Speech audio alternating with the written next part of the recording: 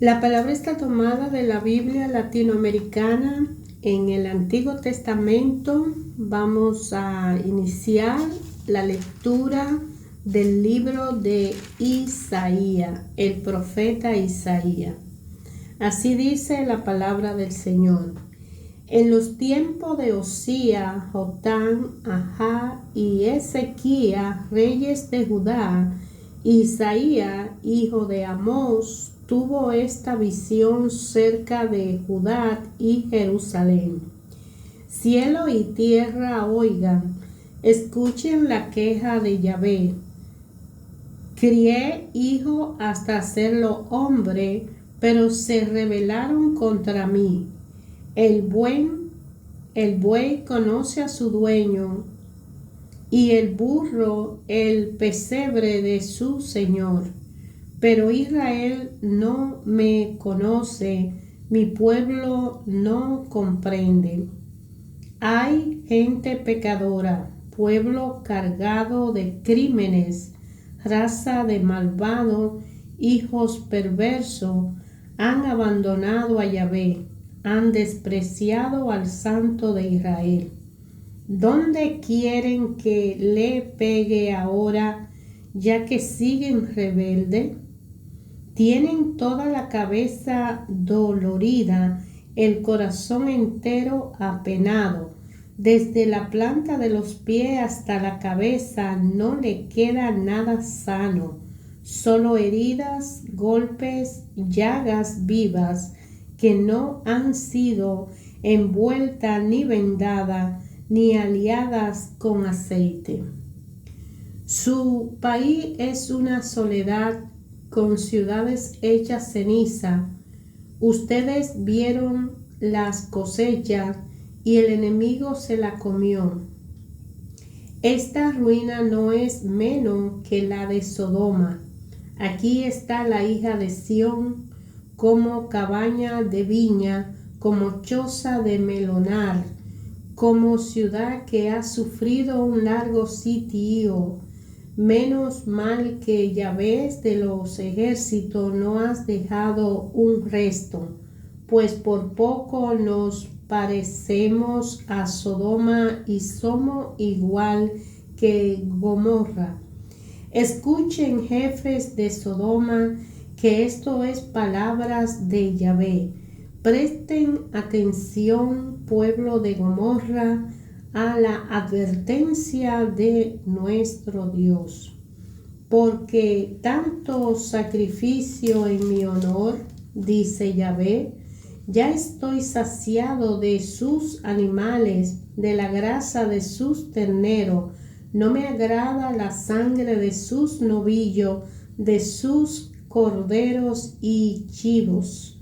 Si suben hacia mí en peregrinación y se agolpan en los patios de mi templo, ¿quién se lo ha pedido?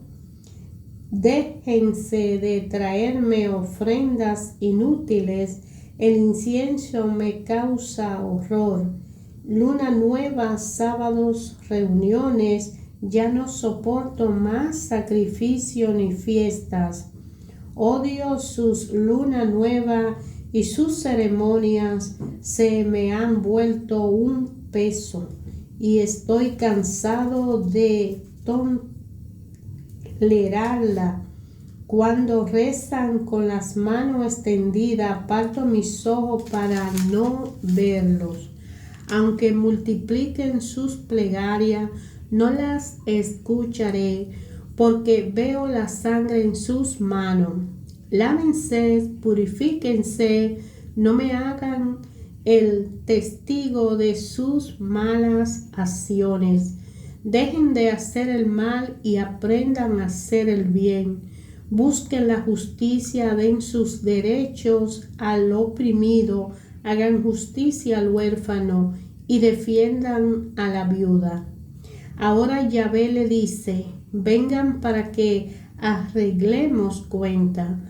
Aunque sus pecados sean colorados, quedarán blancos como la nieve. Aunque sean rojos como púrpura, se volverán como lana blanca. Si ustedes quieren obedecerme, comerán lo mejor de la tierra. Pero si ustedes insisten en desobedecerme, serán la espada la que los devore, porque esta es palabra de Yahvé. ¿Cómo es posible se ha prostituido Sión, la ciudad fiel, el reino de la justicia? ¿En qué morada la rectitud que te conformaba a mis leyes? Pero ahora solo en un barrio de asesinos. Tu plata se ha convertido en basura, tu vino está mezclado con agua. Tus jefes son unos rebeldes, cómplices de ladrones. Todo esperan recompensa y van detrás de los regalos. No hacen justicia al huérfano, ni atienden la causa de la viuda. Por eso dice el Señor Yahvé Sabaoth, el fuerte de Israel: me desquitaré con mis adversarios, me vengaré de mis enemigos. Volveré mi mano contra ti y quemaré tu impureza con la cal hasta quitarte todos los sucios que tengas. Haré a tu gobernante como era antes y a tus consejeros como en otros tiempos. Entonces te llamarán ciudad fiel, lugar de la justicia. Sión será librada, pero no sin un juicio, y son los justos los que se salvarán. Rebeldes y pecadores serán destrozados, y aquellos que se alejen de Yahvé perecerán. Ustedes se avergonzarán de los árboles sagrados que tanto les gusta, y se pondrán colorados al ver los jardines que tanto le encantan, pues ustedes serán como una encinta a la que se le cae las hojas encima, y como un jardín al que le falta agua. El hombre importante quedará como un trapo, y su trabajo como una chispa. Se quemarán los dos juntos, y no habrá nadie para apagar el fuego. Palabra del Señor. Hemos leído capítulo 1 y 2 del libro del profeta Isaías en la Biblia latinoamericana. Muy corto ha sido el periodo de gloria y de prosperidad de Israel en este tiempo, cuando Isaías le está hablando al pueblo. El reino de David, reino de Dios entre los hijos de Israel, ha pasado a ser una nación pequeña, en nada diferente a las demás naciones pequeñas que en ese tiempo tratan de sobrevivir entre sus poderosos vecinos. Israel había creído en su propia misión mientras la suerte lo favorecía.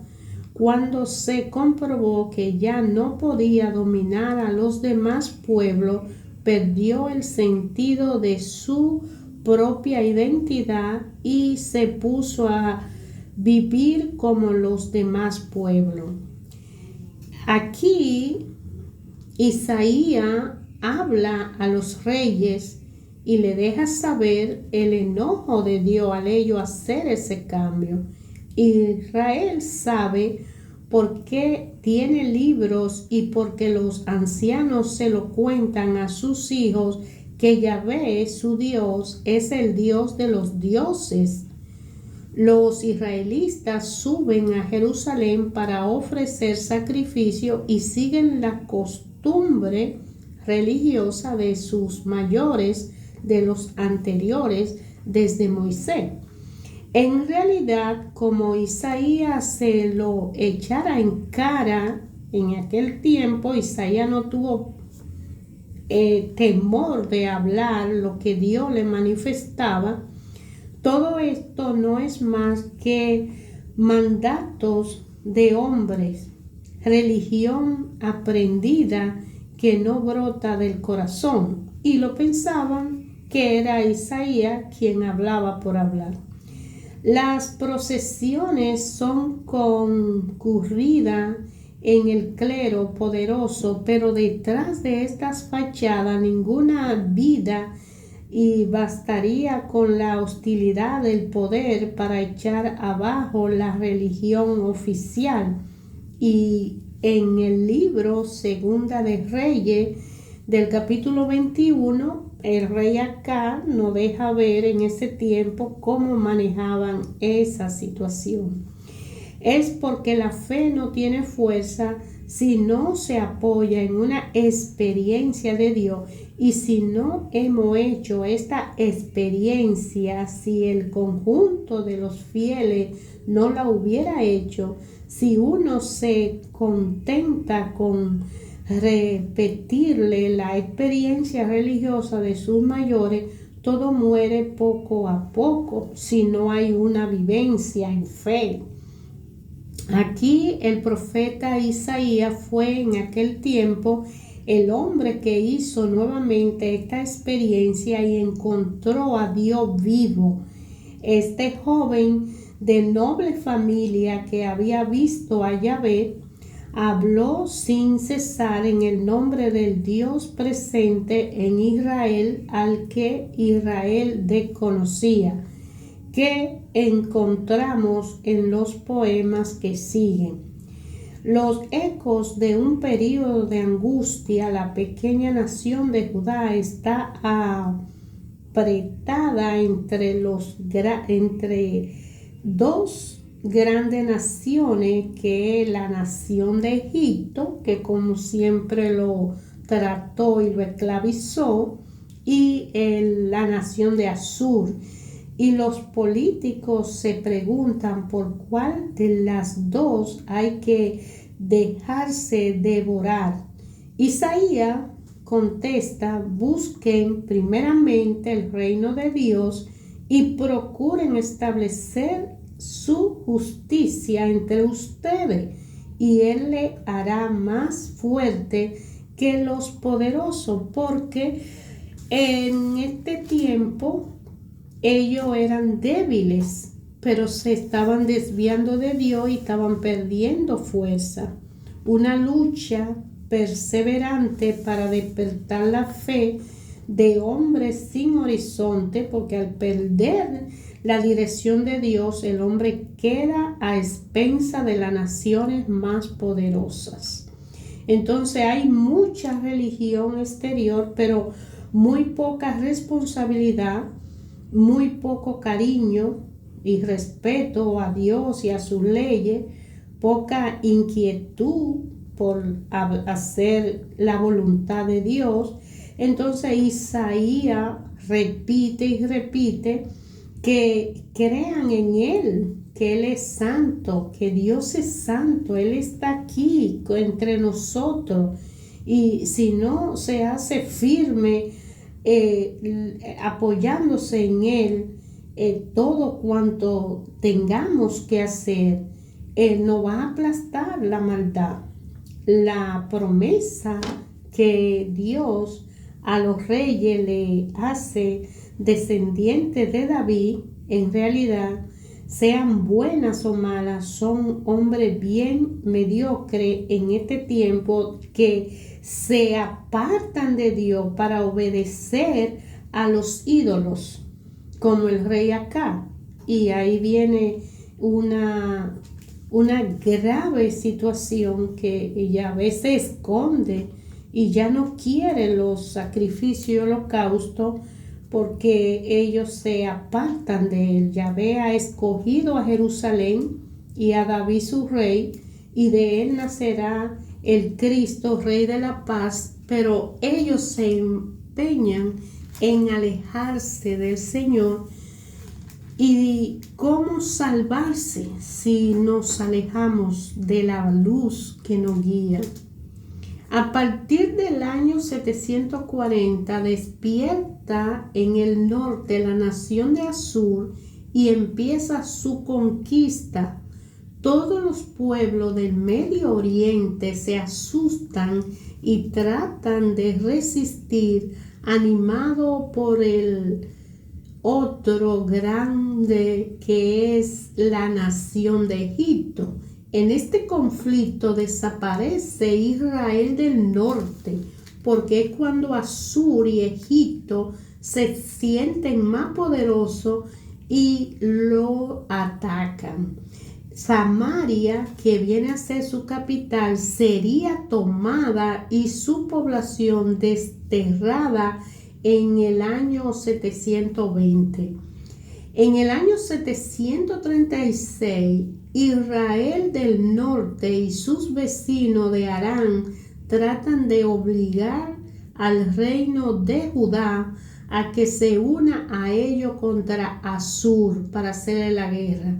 Entonces el rey Ahab, rey de Jerusalén, a pesar de la advertencia que Isaías le está haciendo de que se vuelva a Dios, él, en vez de volverse a Dios, llama a los ejércitos de Asur.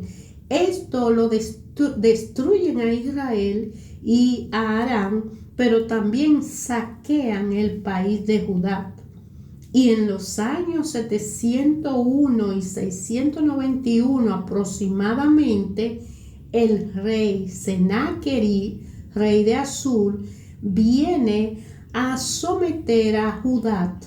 Y el rey Ezequías, animado por Isaías, le resiste y sucede la célebre liberación milagrosa de Jerusalén, gracias que viene Isaías y le habla a el rey Ezequías para que enfrente a Sennacherib.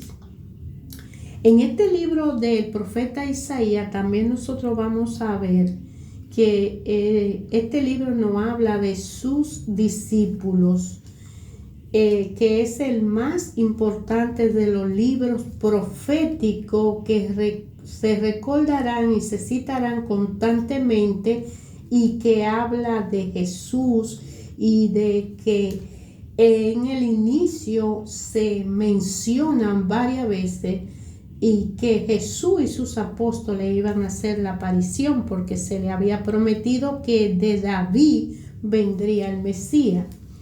Las palabras de Isaías están contenidas en los capítulos 1-39 del libro que lleva su nombre. La segunda parte del libro, o sea, los capítulos 40 hasta el capítulo 66, reúne la palabra de otros profetas que escribieron siglos y medio más tarde. La primera parte se puede dividir en 5 sesiones. Por ejemplo, del capítulo 1 al 6, y hemos leído del 1 al 2, los grandes temas de la predicación de Isaías. El capítulo 7 al 12 habla de la crisis del año 736. En los capítulos 13 al 23 habla de la profecía contra la nación pagana.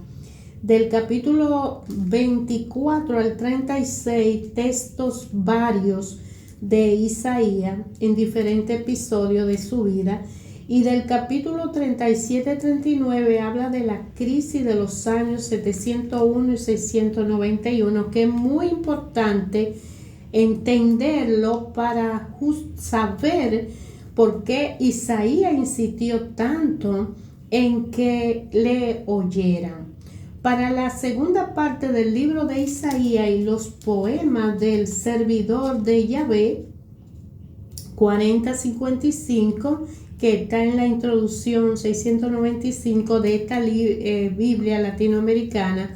Para la tercera parte del libro de Isaías, 56-66, también vamos a ver en la introducción 729. Porque aquí en la introducción a los profetas, que va a hablar de todos los profetas, va entre los cristianos que debemos siempre precisar que entendemos por profeta. Y hablando entre cristianos, debemos entender qué es un profeta y profeticimo, que por lo general esta palabra de profeta se interpretan en una manera bastante discutible para muchos. Los profetas son algo así como un vidente que ya antes de Cristo anunciaron su venida para salvar al mundo. Y cuando estas personas se ponen en contacto con los escritores proféticos, quedan desconectadas, no encuentran lo que buscaban y la idea que tienen de ello le impide descubrir el sentido de los textos. Desde la más remota antigüedad, el nombre ha tratado de conjurar la fatalidad de un porvenir que se le escapa. Adivinos, necrománticos y astrólogos han populado en las cortes reales para predecir a los grandes de este mundo futuro. Asimismo, lo que adivinan la suerte cumplían en medio del pueblo la misma función tal como lo hacen hoy las gitanas, los medium y los redactores de los horóscopos.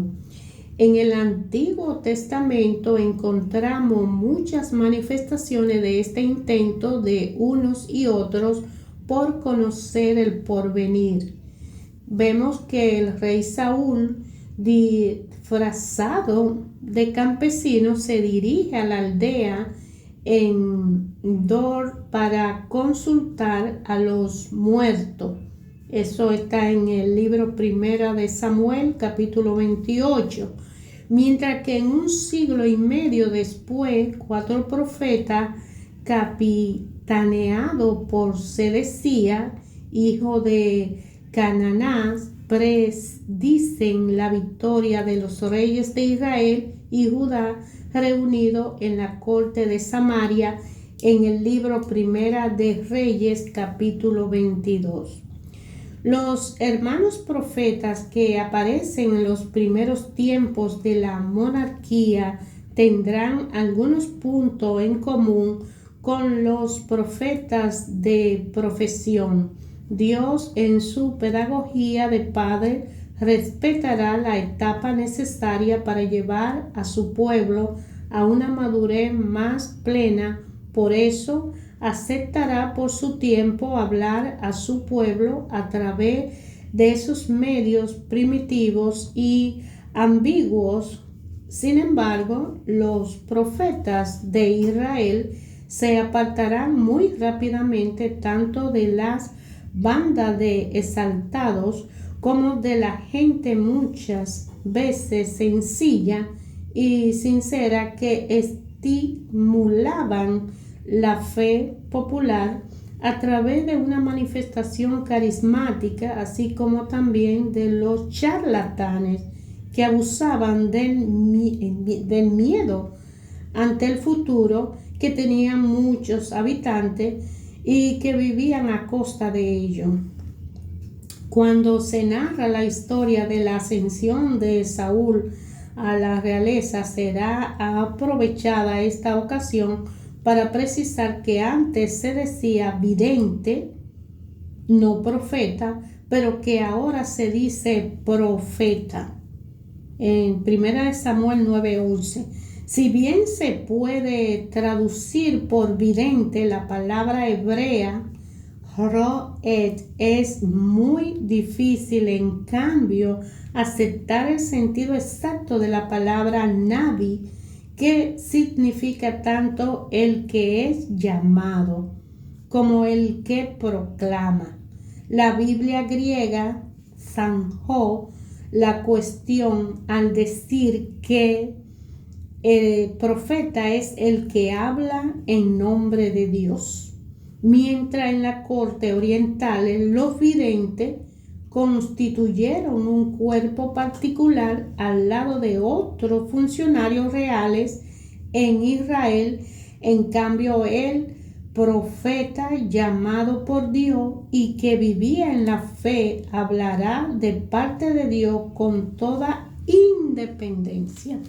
Y es aquí donde hemos encontrado la razón de que Isaías es usado por Dios porque habla desde Dios al pueblo y da ejemplo vivo.